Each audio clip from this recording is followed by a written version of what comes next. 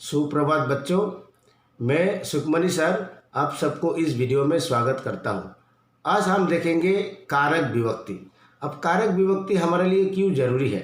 कारक विभक्ति इसलिए ज़रूरी है क्योंकि जब भी आप संस्कृत के कोई भी कहानी पढ़ेंगे, आपको अगर कारक विभक्ति का ज्ञान ना हो या फिर उसके चिन्ह का ज्ञान ना हो तो आप उस कारक विभक्ति को या फिर कहानी को ठीक तरह से समझ नहीं पाएंगे, उसका अर्थ जो है वो ठीक तरह से आपको निकाल नहीं पाएंगे। ठीक है, इसलिए क्या होगा, कोई भी कहानी या कोई भी सेंटेंस को जानने से पहले कारक विभक्ति जानना बहुत ज़रूरी है। ठीक है, तो शुरू करते हैं कारक विभक्ति। देखो, अब कारक कितने हैं, विभक्ति कितने हैं, ये भी जानना जरूरी है। तो कारक हमारे 8 प्रकार के हैं। कर्ता, कर्ता, कर्म, करण, संप्रदान, अपादान, संबंध, अधिकरण और संबोधन। ये 8 प्रकार के हैं। ठीक है, और यहाँ पर देखिए विभक्ति भी कितने हैं, विभक्ति भी 8 है। प्रथमा, द्वितीया, तृतीया, चतुर्थी, पंचमी, षष्ठी, सप्तमी और संबोधन। अब कारक को पढ़ने के लिए विभक्ति पढ़ना जरूरी है, विभक्ति को पढ़ने के लिए कारक का पढ़, ये दोनों एक दूसरे से इंटर रिलेटेड है। ठीक है, एक को छोड़कर हम दूसरे को नहीं पढ़ सकते और पहले को छोड़कर हम दूसरे को नहीं पढ़ सकते, दूसरे को छोड़कर पहले को नहीं पढ़ सकते। अब दोनों का लेकिन परसर्ग एक है, अर्थात चिन्ह एक है। चाहे वो कारक का चिन्ह बोलिए, चाहे वो विभक्ति का चिन्ह बोलिए, दोनों सेम है। जैसे हम देखते हैं कर्ता, कर्ता जो कारक है, यहाँ पर देखिए कारक, विभक्ति और परसर्ग अथवा चिन्ह। चिन्ह मतलब साइन। यहाँ पर देखिए ची, ह के नीचे हलंत होना है, लेकिन हलंत आ नहीं रहा है क्योंकि दोनों जुड़ा हुआ है। च के बाद आधा ह और न होना चाहिए, लेकिन यहाँ पर आधा हलंत नहीं आ रहा है, लेकिन ये दोनों कॉम्बाइन वर्ड है, दोनों संधि है, यहाँ पर दोनों जुड़ा हुआ है। ठीक है, तो अब देखिए कर्ता ने, अर्थात कर्ता का जो परसर्ग है वो ने। ठीक है, अब प्रथमा का भी परसर्ग क्या है, ने। समझ में आया? तो अब इस ने को आप कर्ता का परसर्ग बोलिए या फिर प्रथमा का परसर्ग बोलिए, दोनों आंसर सही है। ठीक है, अब देखो कर्म को या फिर द्वितीया को, अब दोनों बोल सकते हो। उसके बाद करण से या द्वारा, तृतीया से या द्वारा। ठीक है, अब संप्रदान, संप्रदान को, के लिए या फिर चतुर्थी, चतुर्थी को, के लिए।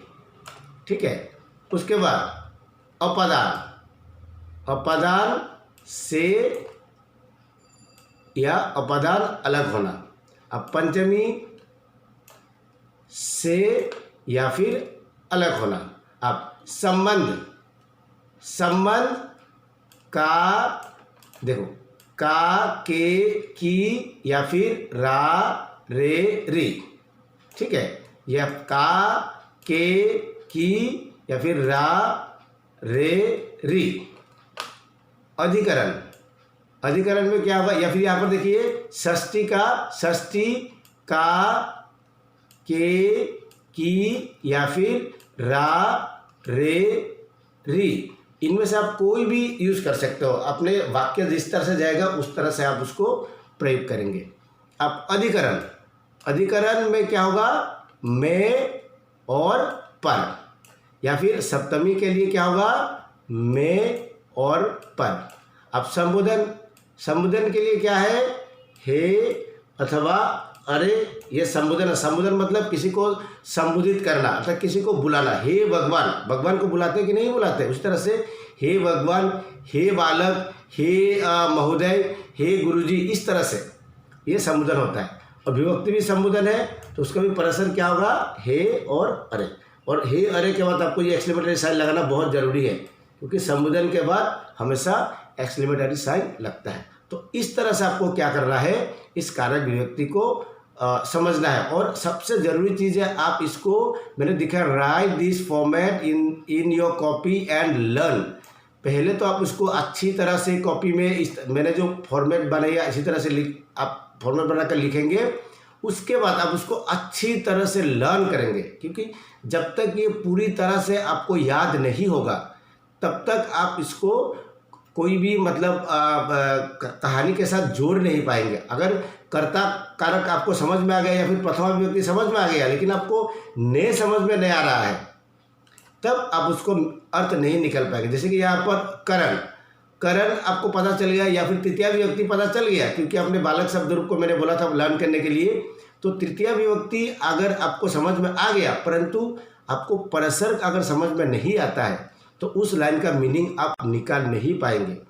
अगर पूरा परसर्ग अगर याद हो जाता है और अगर आप विभक्ति को पहचान पाते हैं तो आप किसी की मदद के बगैर ही आप कोई भी छोटा छोटा जो कहानी उसका मीनिंग खुद ही समझ पाएंगे, वरना संस्कृत का जो कहानी समझना लगभग नामुमकिन है। ठीक है, तो बच्चों अब मैं एक एग्जाम्पल के जरिए आप लोगों को समझाना चाहता हूँ किस तरह से ये होता है। अब देखिए पहला एग्जाम्पल, इतत् रामस्य गृहम, इतत् रामस्य गृहम। अब देखो यहाँ पर रामस्य में यहाँ पर षष्ठी विभक्ति का प्रयोग किया गया है।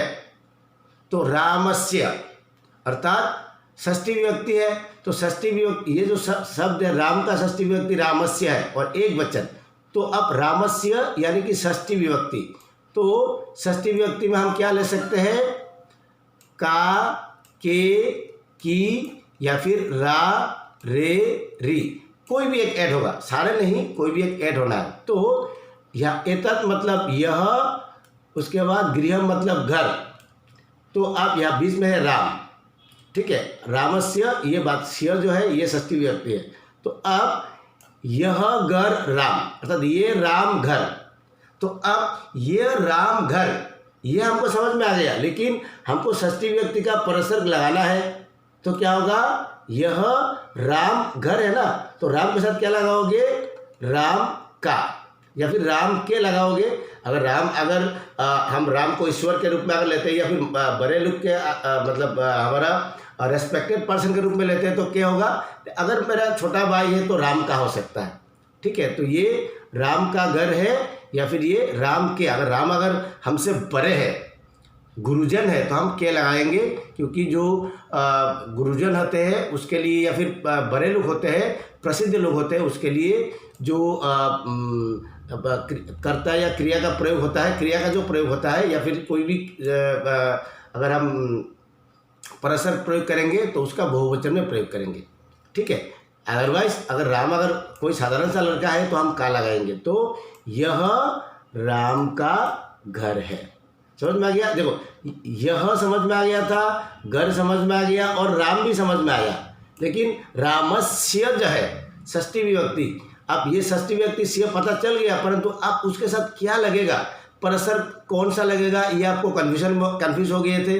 तो अब जैसे ही षष्ठी विभक्ति पता चलता है तो आप यहाँ पर का के की रा री में लगाना है। तो राम का रा नहीं ले सकता, राम रे नहीं ले सकता, राम री नहीं लग सकता, तो का के की में लगेगा, राम का हो सकता है, राम के हो सकता है, राम की भी हो सकता है, लेकिन वो तो राम स्त्रीलिंग नहीं है इसलिए की नहीं लेगा, का के में होगा। तो राम का घर है या फिर राम के घर है। ठीक है, राम अगर बड़े आदमी है तो क्या होगा और साधारण लड़का है तो का होगा।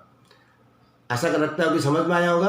अब देखते हैं दूसरा एग्जाम्पल, बालकः कंदुकेन क्रियति, अर्थात बालकः मतलब बालक, क्रियति मतलब खेलता है, कंदुकम मतलब गेंद, अर्थात बालक गेंद खेलता है। अब यहाँ पर कंदुकेन, अब केन का मीनिंग मैंने बोला नहीं, मैंने सिर्फ बोला बालक कंदुकम क्रीडति, अर्थात बालक गेंद खेलता है। तो बालक गेंद तो खेलता नहीं है। अब देखो, अब ये कंदुकेन तृतीया विभक्ति है, तो हम तृतीया विभक्ति का परसर्ग जोड़ेंगे। कहाँ है तृतीया विभक्ति हमारा, हाँ ये, तो तृतीया विभक्ति का परसर्ग क्या है, से द्वारा।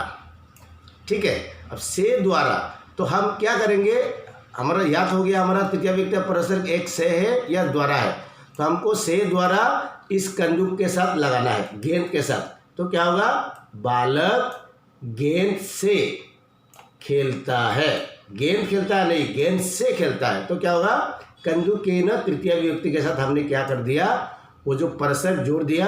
या फिर बालक गेंद द्वारा खेलता भी बोल सकते हो, बालक गेंद से खेलता भी हो सकता है।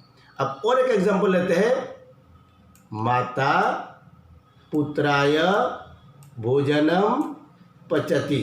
पचति मतलब पकाना, जिसे हम खाना बनाना बोलते हैं, पकाना। तो माता, अब पुत्राय का सिर्फ पुत्र मतलब लड़का, हम उसका चतुर्थी व्यक्ति अभी तक गए नहीं, बाद में जाएंगे।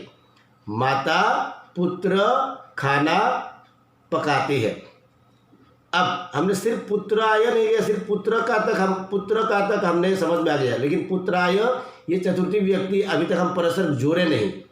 तो बगैर जोड़कर क्या हो गया, माता माँ लड़का भोजन पकाती है। तो अब चतुर्थी व्यक्ति में चलते हैं। चतुर्थी व्यक्ति में परसर्ग क्या है, को है, तो को फिट नहीं होगा, के लिए, हाँ के लिए फिट होगा। तो क्या होगा, देखो के लिए, तो जैसे के लिए हम यहाँ पे लगाते हैं पुत्र के साथ, तो क्या होगा, पुत्र के लिए। समझ में आ गया, मैंने सिर्फ माता पुत्र खाना पकाती है ये बोला था। तो अब पुत्र के साथ हम क्या लगाएंगे, चतुर्थी व्यक्ति का परसर्ग लगाएंगे। तो क्या होगा, पुत्र के लिए। तो मीनिंग देखो, माता पुत्र के लिए भोजन पकाती है। ठीक है, तो आप मीनिंग पूरा क्लियर हो गया। पहले समझ में नहीं आ रहा था कि माता पुत्र भोजनम पचति, अर्थात माता बेटा खाना पकाती है। तो माता बेटा खाना पकाती है, कोई मीनिंग नहीं निकलता ही नहीं है। लेकिन जैसे ही अगर बोलते हैं बेटा है तो बेटे के लिए, तो क्या होगा, माता बेटे के लिए खाना पकाती है। तो देखो किस तरह से बहुत इजीली आप क्या कर सकते हो, ये जो रामस्य, उसके बाद कंदुकेन पुत्राय, इसका अगर आपको विभक्ति और विभक्ति का परसर्ग समझ में आ जाता है, तो आप आसानी से क्या कर सकते हैं, इसको आप प्रयोग कर सकते हैं। ठीक है बच्चों, आशा रखता हूँ कि आपको समझ में आया होगा। अगर आपको समझने में थोड़ा सा मुश्किल होती है तो आप इस परसर्ग को अच्छी तरह से लर्न कर लीजिए और एग्जाम्पल को और एक बार आप समझ लीजिए, मैं वीडियो और एक बार रिपीट करके देख लीजिए। आशा रखता हूँ कि समझ में आ जाएगा, क्योंकि इसके बाद जो है जो चैप्टर आने वाला है वो कारक विभक्ति के आधार पर ही होगा। तो बच्चों, आज मैं यहाँ पे इस वीडियो को ख़त्म करता हूँ। आशा रखता हूँ कि आपको ये वीडियो अच्छा लगा होगा। धन्यवाद।